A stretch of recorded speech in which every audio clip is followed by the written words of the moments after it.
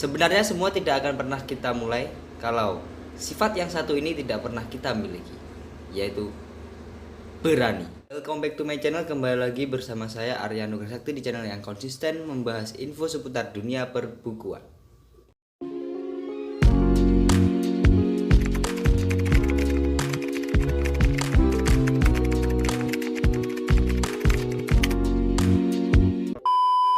Oke, langsung saja ke bukunya.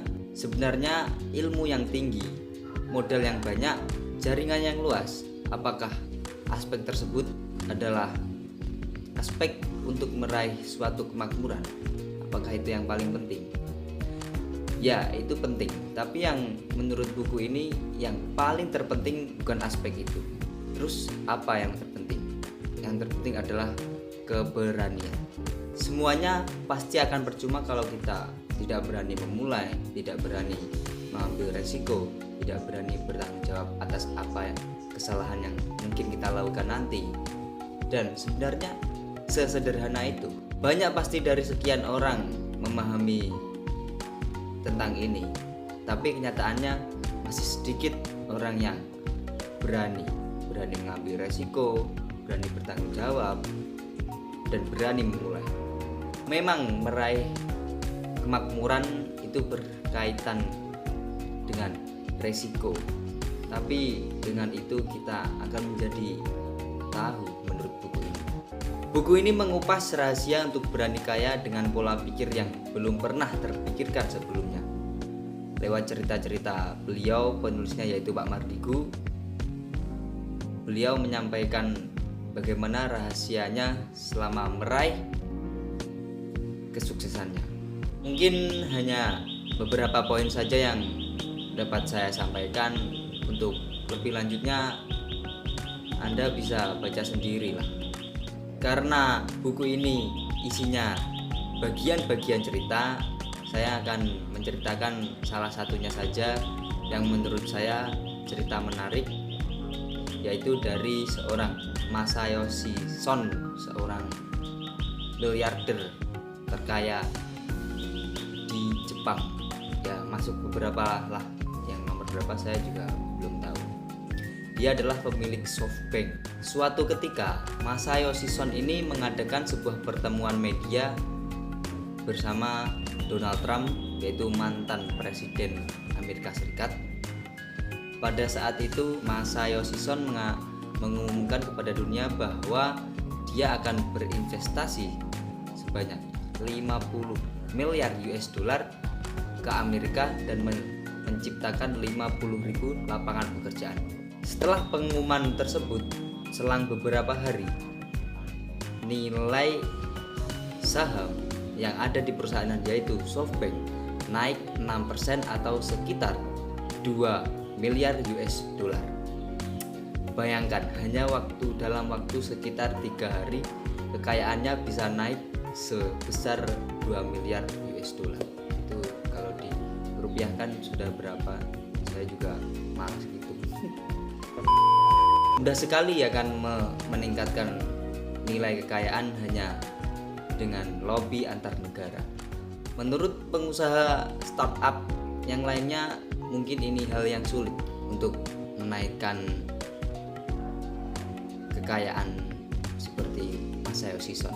Namun yang perlu diingat, Masayoshi Son mengawali sebuah perusahaan SoftBank ini juga sebagai startup yang cerita di awal kesuksesannya banyak memberi pelajaran. Masayoshi Son memulai perusahaan SoftBank-nya pada tahun 1981. Pada usia SoftBank yang kedua atau 3 bulan, bertepatan adanya sebuah pameran yang akan diadakan di Jepang. Dan Masayoshi Son pun memutuskan untuk ikut pameran tersebut untuk mengenalkan karyanya ke orang-orang atau calon usernya.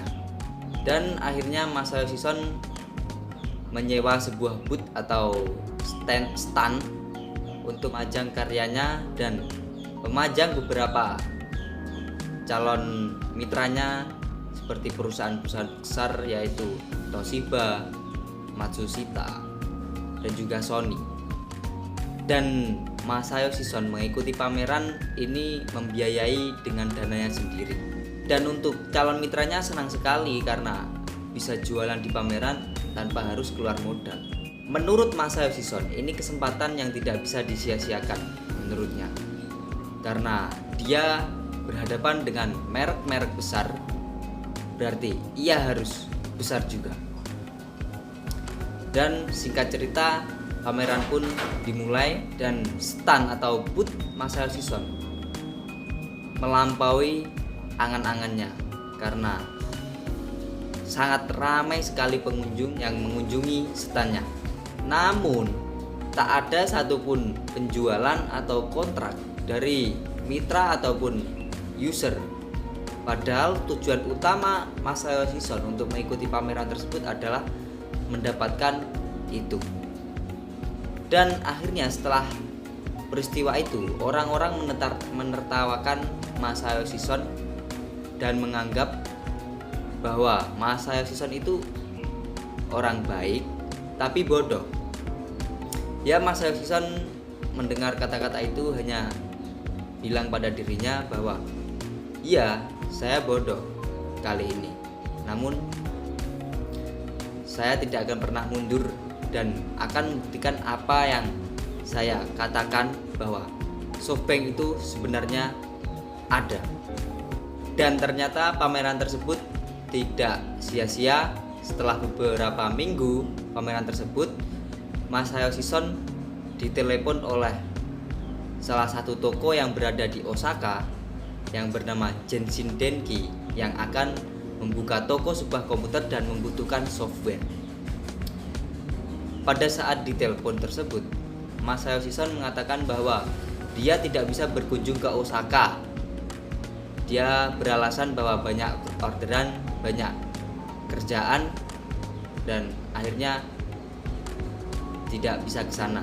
Namun pada aslinya Masayoshi Son tidak memiliki uang atau ongkos untuk pergi ke Osaka.